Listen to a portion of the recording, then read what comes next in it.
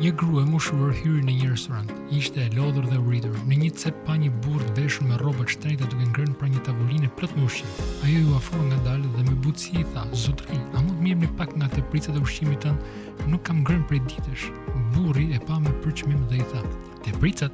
Është e neveritshme. A nuk ke fëmijë që të ushqejnë? Largohu, nuk më pëlqen të shoh lypës të moshuar." Gruaja u ndje thellësisht e lënduar.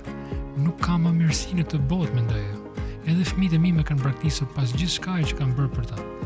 E dobët dhe e dëshpëruar pa dy të rinj që po hanin në një tavolinë tjetër. Ajo ju afrua dhe me butësi u tha: "Ju lutem, a mund të më jepni mua atë që nuk do ta hani?"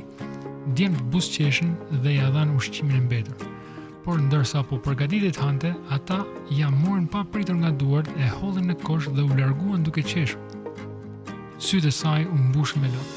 "Zot, kam kaluar 3 ditë pa ngrënë. Nëse nuk ha sot, nuk do t'i mbijetoj dot."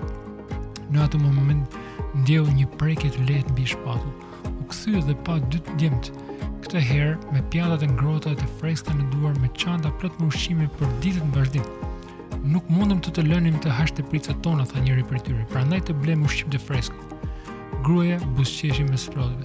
"Ende ka njerëz të mirë në këtë botë. Nëse kjo histori të preku, pëlqeje, shpërndaje, lër një koment më poshtë dhe na ndiq për më shumë. Mos u lodhni duke bërë të mirën, sepse në kohën e duhur do të korrim nëse nuk dorëzohemi."